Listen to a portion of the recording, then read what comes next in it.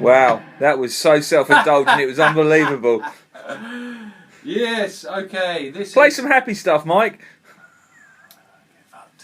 Okay, this is a, well, I don't know, it's a review, but it's really my love affair with the Flying V. I bought this white Flying V. It was a normal cream colour, and the reason I bought it because it had an ebony fretboard, and it's a particular favourite of mine. Because I wanted to give it to this customiser to paint it like Michael Schenker's.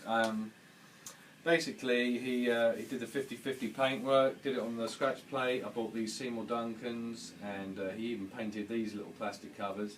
He did the back, which as you can see here is 50-50 all the way up. And you've got some nice machine heads there, which are Grover tuning pegs. It's a bit scuffed and beaten up, but I love it. It's the one I'm using to record my album on, which you may hear about this year sometime. Top secret at the moment. Top secret, yeah. But the secret's out now. But I think if you like the way I play stuff, you're going to like this album. Most of the stuff I play on these videos is all off the cuff anyway, so I'm not giving away any of my stupendous riffs. But so I had these pearl inlays put in here, block inlays, absolutely love them. I love the fat frets, I love the Gibson scale length, which actually is 24 3/4, and I got that one right this time now. And then I fitted a Kaler on there because I thought wouldn't that be a little bit wild. So it's got 2 volume controls here, which are a little bit scratchy. The pot's a bit screwed up, but I love it. It's got a little tone control there.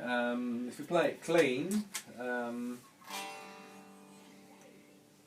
get it on the right pickup mic. You can hear the sort of tones you get out of this.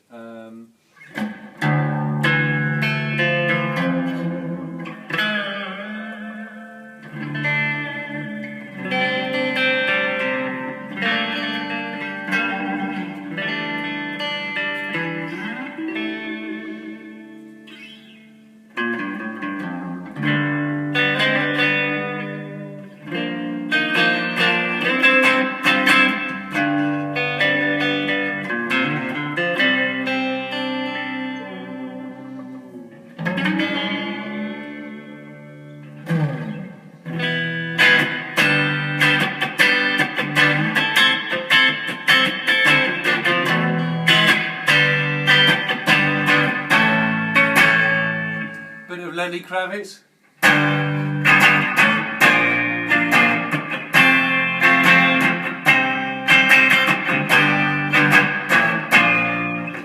Another one of the V players. Jimi Hendrix is a V player. KK Downing, Judas Priest, Michael Schenker, who's my one of the guitarists I really appreciate his tone and the way he plays. This is my love affair. I mean, I love Les Pauls as well, and there is one coming that isn't actually Gibson. Shock horror. So I love this. It's got a wide. The actual neck is quite wide and flat. It's good for soloing for me. It just fits. I find the guitars a bit like shoes. They either rub against the back of your heel, or you could walk 1,000 miles in them. And for me, this is my axe of choice. The intro video has got a little bit of riffage that Neil was on the bass, my stepson Kyle was on the drums, and we just knocked it up on Logic. Took about an hour just messing around. And in fact, when I did the soloing on that, I couldn't actually hear it in the headphones. So it's totally just off the cuff. Nasty stuff. So that guitar basically fits you like an old pair of shoes. It does. So let's hear what this mean machine is cranked up. This is this is just an overview of the equipment that I'll review on. This is a Marshall JVM 205H. Lots of people ask, what do you play it on, what effects you use, blah blah blah, which is great. It's a 2x12 cab, and this amp for me is the best, for the tone that I want, is the best tone going. It's straight out the box. It's a valve head, it's a 50 watts, so it overdrives, but I mean there's tons of, you've probably seen me pressing these switches. There's a clean channel, there's 2 channels, and every channel has 3 settings. If you look on these little LEDs, press that 1, 2, so it changes to amber, then it goes to red. So each one is a bit more nasty. But then you've got the dirty channel, which is slightly dirty, really overdriven, and orange overdriven. So you've got lots of variation on here. I won't go into that too much. Go and demo one in your shop because they are fab, absolutely fab. So let's hear what this is like on the super nasty side, which is basically me anyway.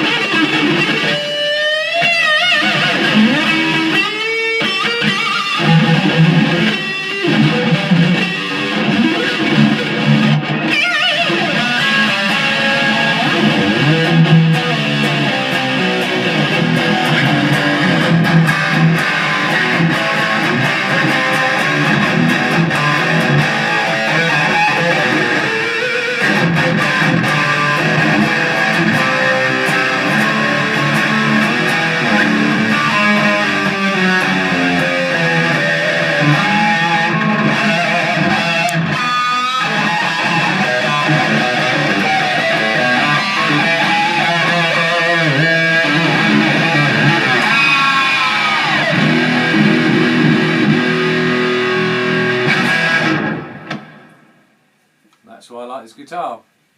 And matched with the Marshall amp, it gives me a great tone. When we're done with some recording, it really is a nasty piece of work.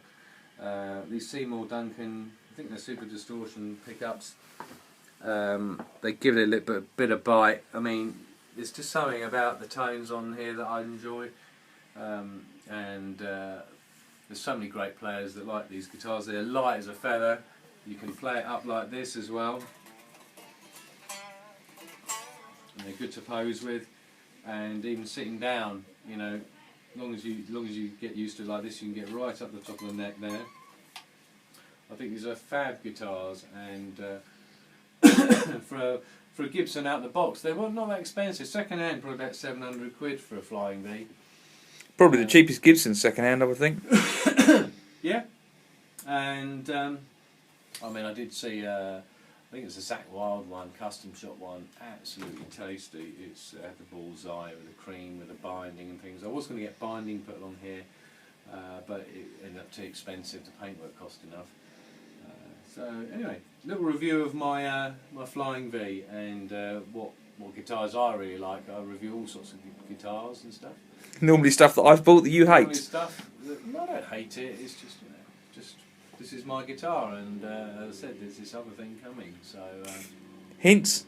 well, No. okay. Hope you enjoy this, and crank up the videos whenever you watch them, because we've got this new intro music, and I enjoy playing. Cheers.